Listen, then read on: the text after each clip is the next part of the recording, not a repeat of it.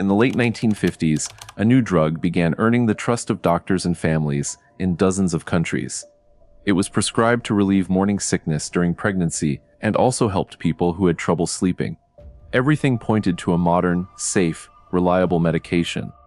For a while, no one imagined anything could be wrong, but shortly after, hospitals began recording an unusual rise in babies born with similar deformities. Cases were turning up in different cities and countries, with doctors unable to find an explanation. As the number of affected families grew, a question began to trouble experts around the world. What did all those children have in common? The answer revealed an unexpected link between the cases and exposed a mistake that would forever change the history of medicine.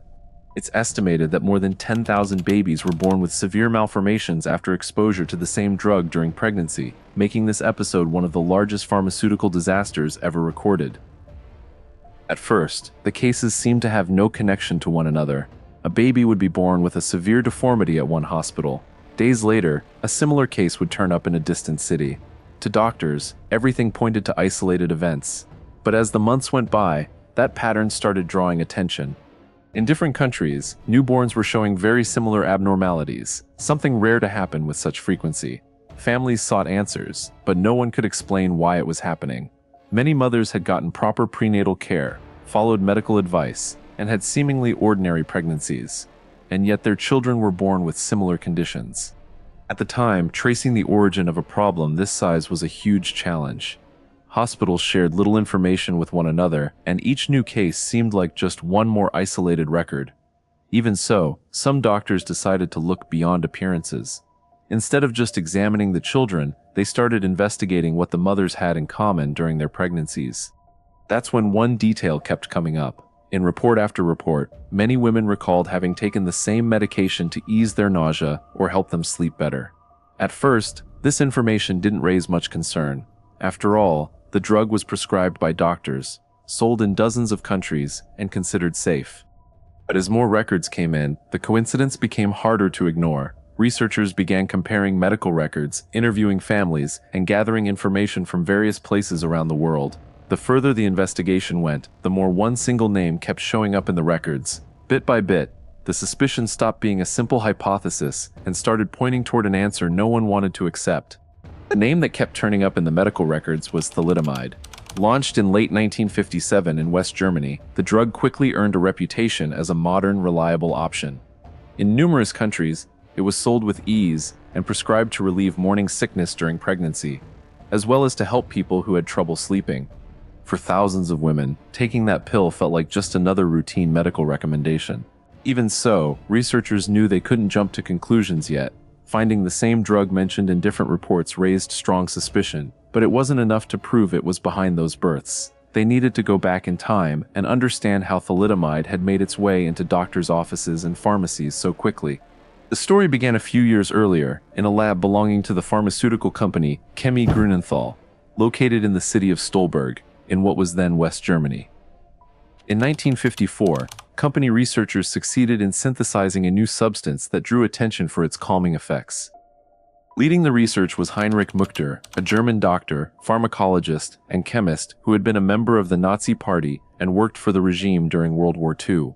After the conflict, his name was also linked to accusations of taking part in medical experiments carried out on prisoners without consent during the Nazi occupation of Poland. Although he was investigated after the war, he was never convicted over these actions. Years later, Muchter took charge of Chemie Grünenthal's research division and led the team responsible for developing thalidomide.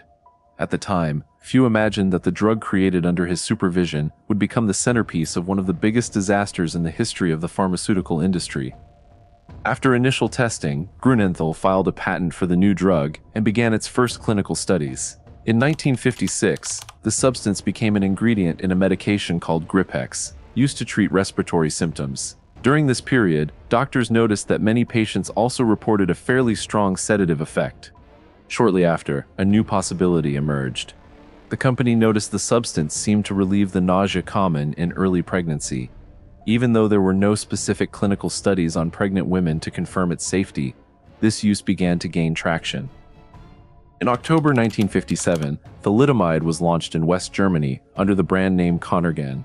The drug quickly earned the trust of doctors and patients, marketed as a modern option for fighting insomnia, easing anxiety, and relieving morning sickness during pregnancy. At the time, many believed the drug was so safe it carried virtually no risk, and the new medication's reputation grew fast.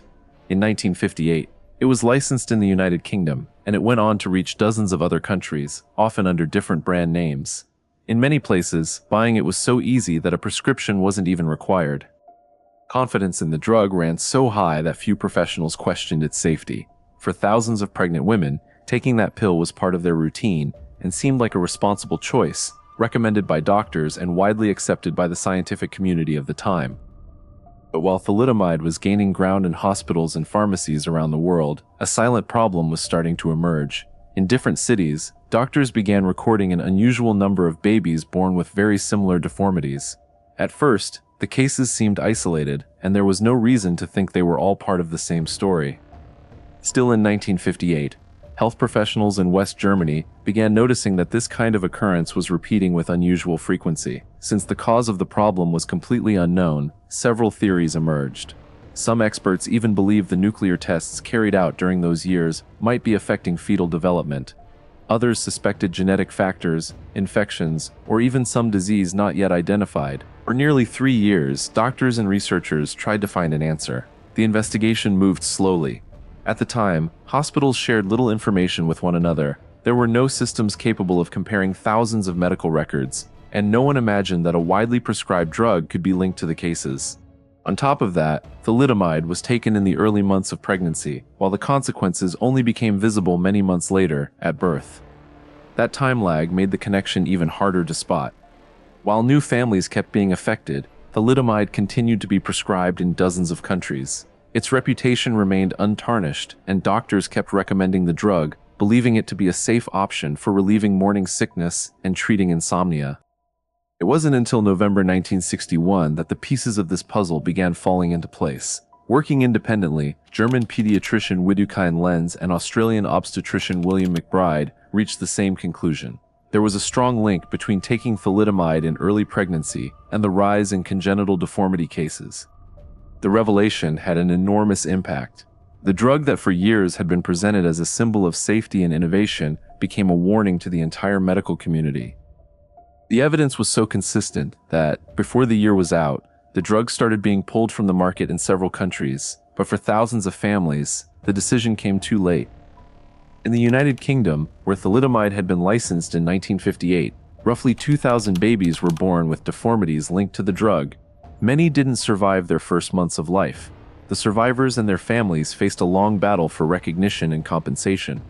Only years later, after intense pressure from the press and victims' organizations, the company responsible for distributing the drug agreed to a multi-million-dollar settlement to cover part of the damages. Even so, the British government had to set up a permanent fund to provide financial support to survivors, who continue receiving assistance to this day. In Australia and New Zealand, doctors began to suspect thalidomide in 1961, when they noticed that several newborns had very similar deformities. Investigations helped scientifically confirm that the drug was the cause of the problem. Decades later, victims in these countries also managed to take the manufacturer to court and secured settlements worth tens of millions of dollars. In West Germany, where thalidomide had been created, approximately 2,500 children were born with deformities linked to the drug. For a while, authorities were slow to accept that there was a connection between the drug and the recorded cases. The investigations moved slowly, while families waited for answers.